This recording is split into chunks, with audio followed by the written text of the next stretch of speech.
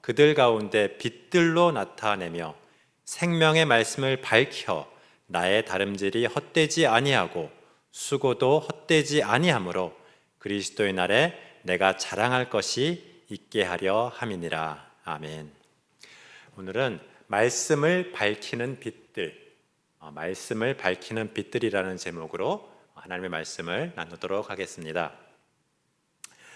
바울 당시에 이 빌립보는 이 그리스 북쪽의 마게도냐라고 하죠. 그 마게도냐의 제일되는 이 로마의 식민 도시였습니다. 또 이 빌립보 교회는 사도 바울이 기억하시겠지만 그 소아시아 지역에서 전도하다가 마게도냐로 건너와 우리를 도우라라는 꿈의 인도함을 받아서 이 빌립보에 세운 유럽의 최초의 교회였습니다. 바울은 로마 감옥에서 자신의 물심양명으로 지원하고 돌보는 이 빌립보 교인들에게 정말 기쁘고 감사하는 마음으로 이 서신서를 쓰고 있었습니다. 저번에 나눴던 그 지난 1장에서는 이 하나님은 이미 시작하신 우리의 구원을 끝까지 이루어 가시려는 말씀과 또 내게는 예수님 안에 안식하는 죽음도 유익하지만 고난이 있어도 열매 맺는 더 유익한 삶을 살겠다는 이 바울의 고백을 1장에서 들었습니다. 그리고 2장 전반부의 말씀, 너희 안에 이 마음을 품으라 하셨던 말씀을 기억하시죠? 예수님의 말씀을 품고 예수님 안에 하나 되어 이웃을 내 몸과 같이 섬기라는 그 말씀을 들었습니다. 이어서 오늘은 2장 중반부 말씀을 우리 한두 절씩 읽어가면서 그 의미를 살펴보는 시간을 갖겠습니다. 우리 12절 함께 읽도록 하겠습니다. 그러므로 나의 사랑하는 자들아, 너희가 나 있을 때뿐 아니라 더욱 지금 나 없을 때에도 항상 복종하여 두렵고 떨림으로 너희 구원을 이루라. 아멘. 우리는 구원의 3시제를 거듭해서 배웠습니다. 거듭나서 예수 믿고 구원받았다는 것은 중생, 믿음, 칭의라고 부르며 과거의 구원이라고 했죠. 우리가 보통 구원을 받았다고 말할 때 좁은 의미의 구원이거나 이제 과거의 구원이라고 부르는 이 칭의, 즉 justification을 말합니다. 그러나 넓은 의미의 구원은 이 현재의 구원인 성화와 또 미래의 구원인 영화를 포함한다고 했습니다. 만일 과거의 구원만 생각하면 오늘 이 12절의 말씀을 오해할 수밖에 없습니다. 아니, 이미 구원받았다고 해놓고 무슨 구원을 또 이루라고 하십니까? 또 내 노력이 아닌 전적인 은혜로 구원을 하셨다고 했는데 왜 또 구원을 이루기 위해 복종하고 막 이러라고 하시냐요? 이는 여기서의 구원을 이 좁은 의미의 구원인 칭의라고 착각을 하고 있기 때문입니다. 여기서의 구원은 넓은 의미의 구원이고 더 구체적으로는 이 현재의 구원인 성화, 즉 sanctification을 의미하고 있는 것입니다. 우리는 에베소서 4장 13절 말씀을 살펴보며 우리가 온전한 사람을 이루어 그리스도의 장성한 분량에 충만한 데까지 이르는 것이 성화라고 배웠습니다. 물론 우리가 영적으로 자라나는 성화의 구원도 하나님의 주권 아래에 있습니다. 그렇지만 거룩하다 선언하는 칭의나 마지막 날에 육체가 부활한 후에 구원을 완성하는 영화와는 달리 이 성화는 우리의 적극적인 반응이 필요합니다. 우리가 얼마나 성실하게 하나님께 복종하며 살아가는가에 따라서 우리의 영적인 성장의 속도는 달라진다는 것입니다. 비유를 들면 어떤 의사가 이 불치병 환자들이 많이 있었어요. 그 중에 일부 적절한 사람들을 선택해서 입원시키고 수술을 했다고 칩시다. 그 선택받은 환자는 자신의 노력으로 이렇게 선택받은 것이 아니라 그냥 의사의 은혜로 이 수술을 받은 것입니다. 이 좁은 의미의 구원인 칭의를 이 수술에 비유할 수 있을 것 같습니다. 이제 그 의사는 수술받은 환자들이 회복할 수 있도록 주사도 놓고 약도 주고 술, 담배 끊고 병원에서 머물며 몸조리를 잘 하라고 합니다. 그렇게 환자들이 의사의 말을 받아들여 순종하면 잘 회복되어서 이제 완치에 이를 것입니다.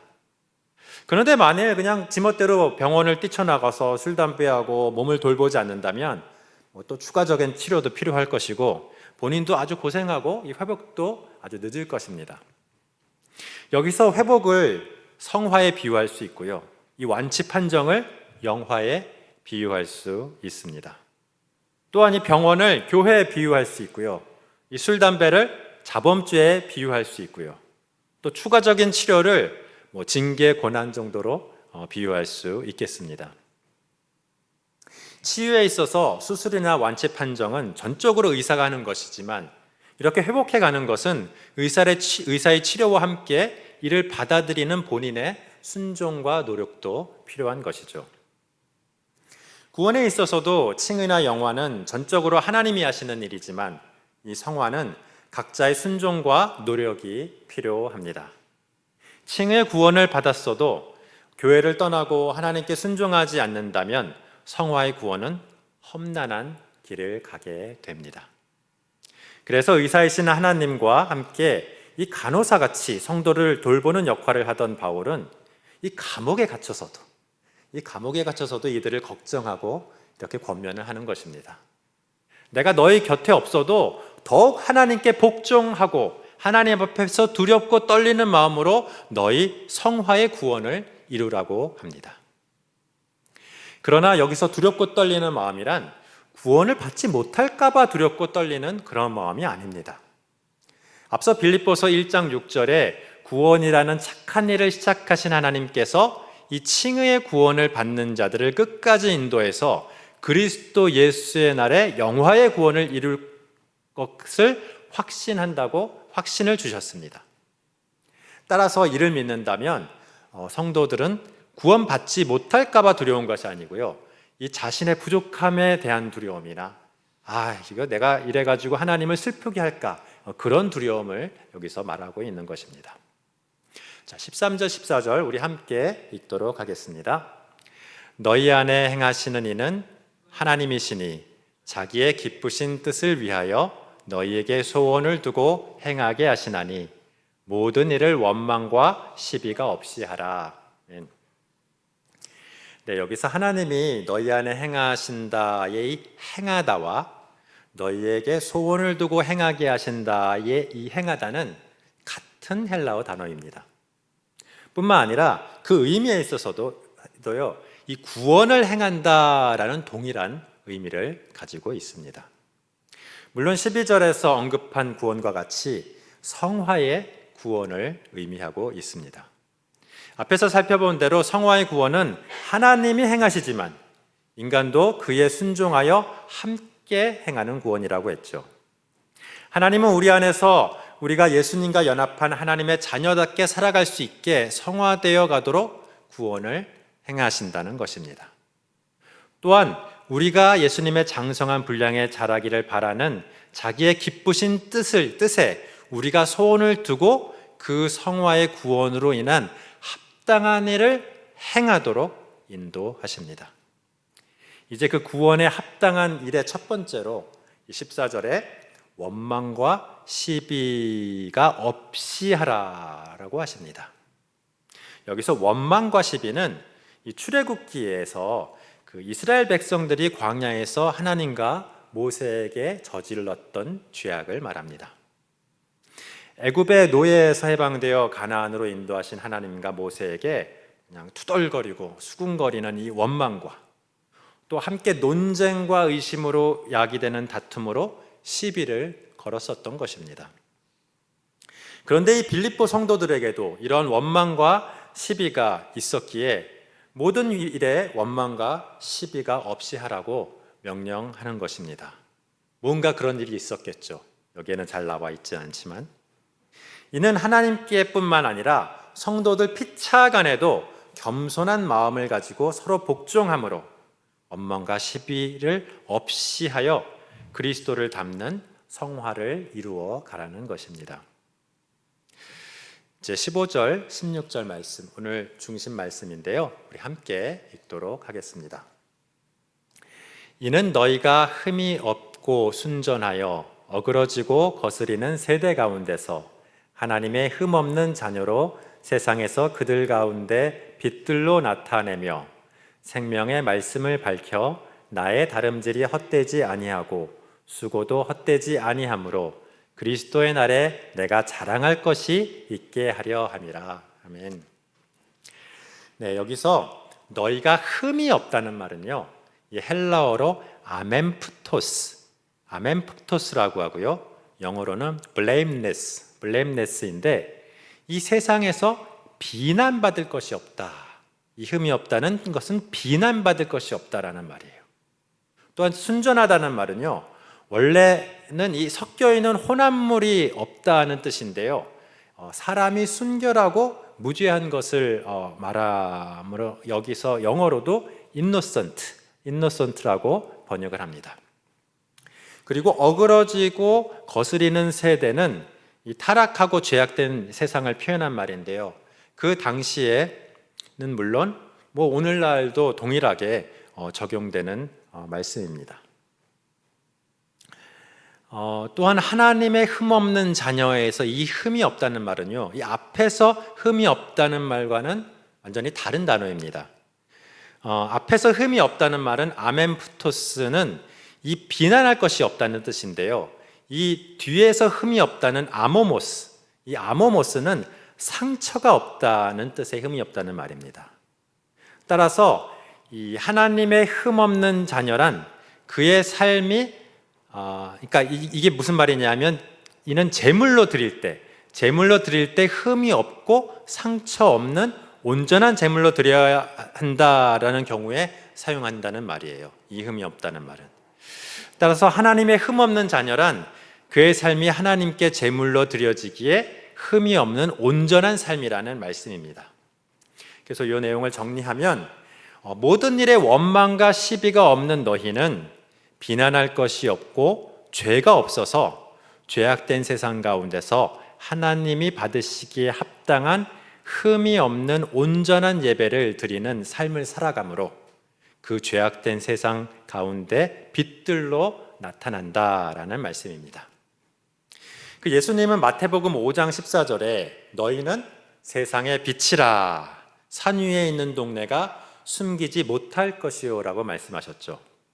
성도가 성화되어가는 삶을 살아가면 어두운 죄악된 이 세상에 빛이 된다는 것입니다.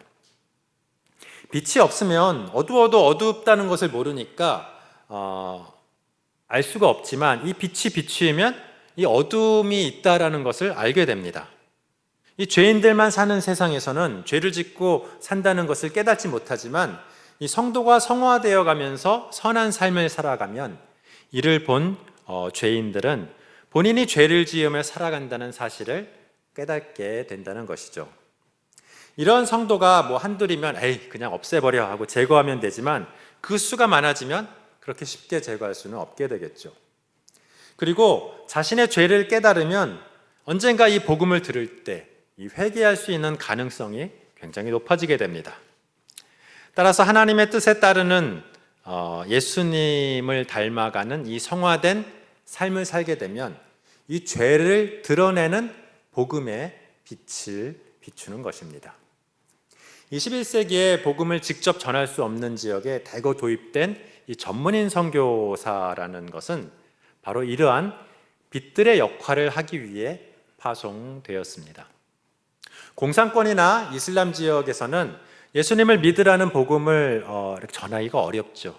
그렇게 전할 수 없어도 하나님의 사랑을 행하면서 이 거룩한 삶을 살아가는 것 자체로 이 어두운 세상에 하나님의 복음의 빛을 비추는 선교 사역을 하고 있는 것입니다. 다니엘서 12장 3절에도 지혜 있는 자는 궁창의 빛과 같이 빛날 것이요 많은 사람을 옳은 대로 돌아오게 한 자는 별과 같이 영원히 빛나리라 하고 말씀하십니다. 그 빛들은 사람들의 죄를 드러낼 뿐이 아니라 사람들을 하나님의 올바른 길로 인도합니다. 16절과 같이 빛들은 생명의 말씀을 밝히기 때문입니다. 로고스의 말씀은 성경책으로 전해지거나 또 그 말씀을 듣거나 읽어도 이렇게 반응을 하지 못하는 사람들이 많습니다. 그 말씀을 들음과 동시에 성령님께서 역사하셔서 이 레마의 말씀으로 깨달아야 이 구원의 역사가 일어나는 것이죠. 그런데 사람들에게 성령의 역사가 일어나려면 이 관계를 동반한 이 체험적인 교육이 굉장히 효과적입니다. 바울이 복음을 전하여도 그 복음을 받아들이려면 그 복음으로 변한 사람들을 만나야 된다는 것입니다. 보통은 그 복음으로 거듭난 사람들이 이 성화되어서 정말 예수님처럼 이렇게 겸손하게 사랑을 베푸는 것을 경험해야지 이 복음에 감동하고 이 복음을 받아들인다는 것이죠. 이 로고스의 말씀이 이 빛들의 증거로, 이 성도들의 빛들의 증거로 밝혀질 때에 레마의 말씀으로 변화하여서 사람들에게 받아들여진다는 것입니다. 그래서 16절에 생명의 말씀을 밝혀에서 이 밝히다는 것은 헬라어 에페콘인데요. 이게 뭐 불을 밝히다는 게 아니고요. 의견을 발표하다, 굳게 잡다라는 말인데, 그래서 이게 말씀을 굳게 붙들고 행한다는 뜻을 갖습니다. 말씀을 밝힌다는 것은 말씀을 굳게 붙들고 행한다는 뜻이에요. 성도들이 그 말씀을 붙들고 행하여 좋은 열매 맺는 것을 보면 그 말씀의 능력이 증거되고 생명을 주는 말씀으로 이제 전달이 되게 됩니다.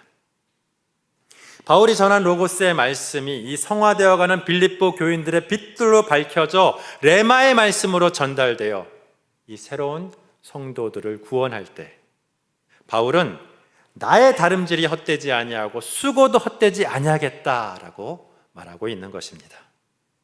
여기서 수고라는 헬라어는 정말 기진맥진할 때까지 노동을 하는 것을 말하기도 하지만 운동선수가 힘을 다해서 훈련하는 것을 말하기도 합니다. 사도 바울은 서신서에 이 올림픽 운동선수에 비유한 설명을 굉장히 많이 했어요. 그런데 여기서도 육산 선수의 다름질과 힘을 다한 훈련을 이 자신의 힘을 다한 이 복음 사역에 비유하고 있습니다.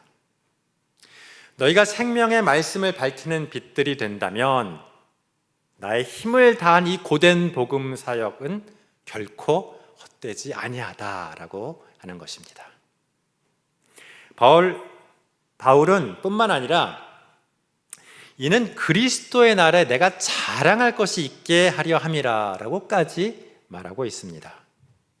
바울이 전한 복음으로 구원받은 성도들이 성화되어가며 예수님의 성품을 가지고 사랑으로 섬길 때, 그리고 그 섬김으로 밝혀진 말씀으로 다른 이들이 또 다시 복음을 받아들여 구원받을 때 사도 바울에게는 그보다 더 큰 상급이 없다는 것입니다. 그러면 마지막 날에 내가 예수님 앞에 이 일을 자랑할 수 있겠다라고 하는 것이죠.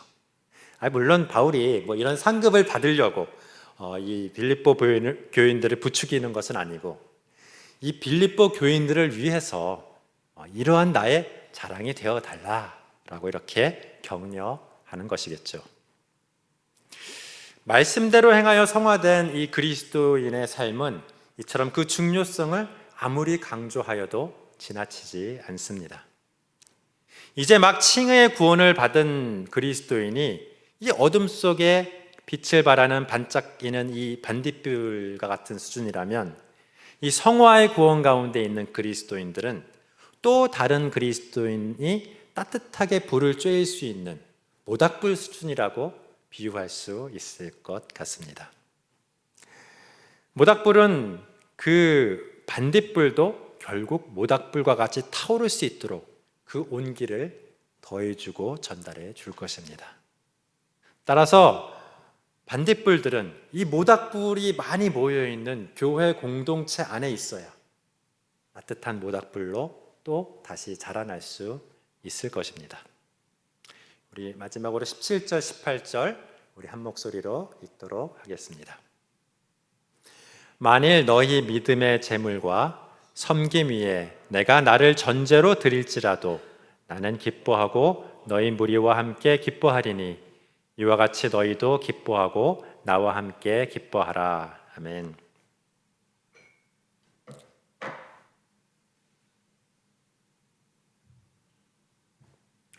네, 여기서 믿음의 재물과 섬김은 이 로마서 12장 1절에 하나님이 기뻐하시는 거룩한 산 제물을 의미합니다.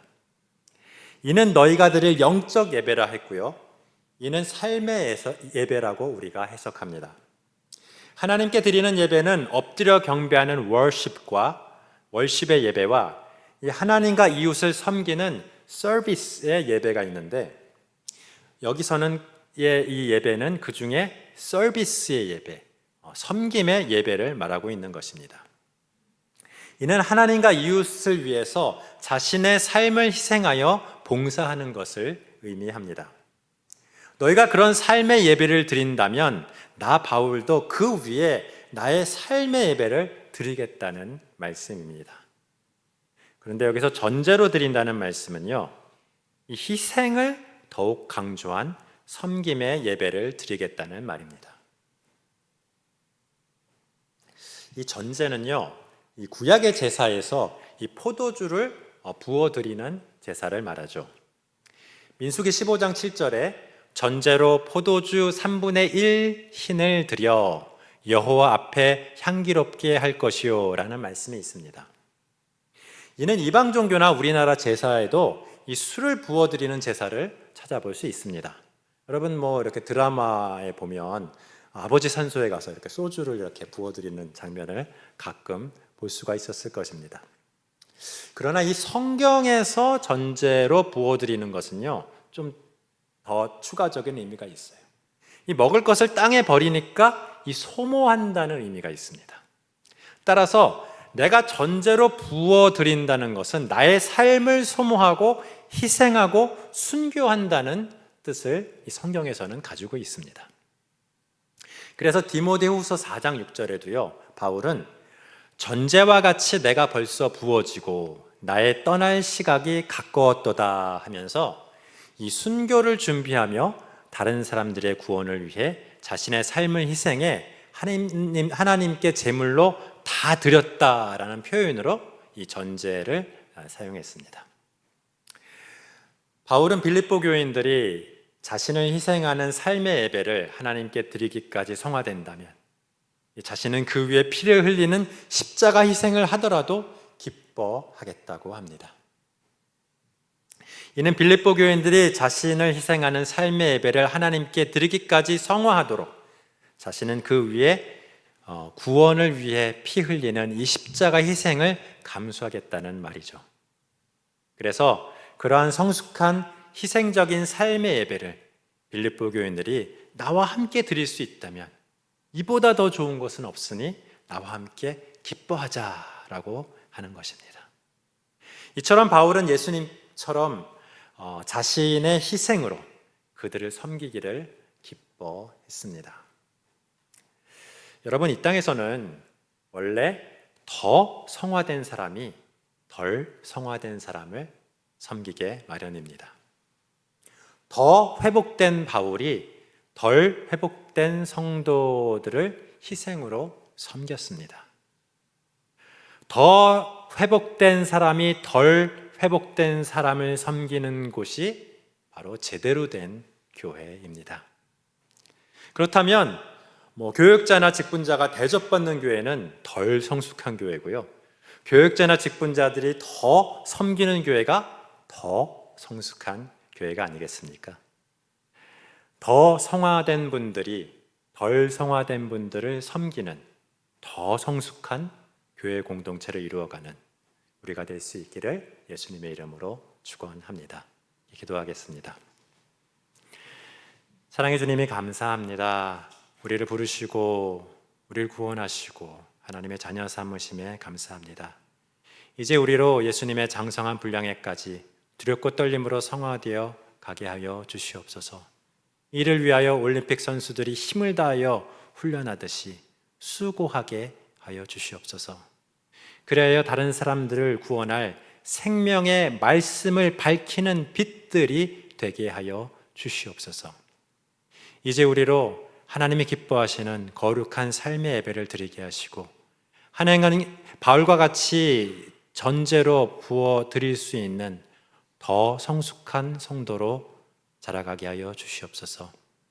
우리의 구원의 여정에 힘 주시고 능력 주시고 끝까지 인도하실 예수님의 이름으로 기도드리옵나이다. 아멘.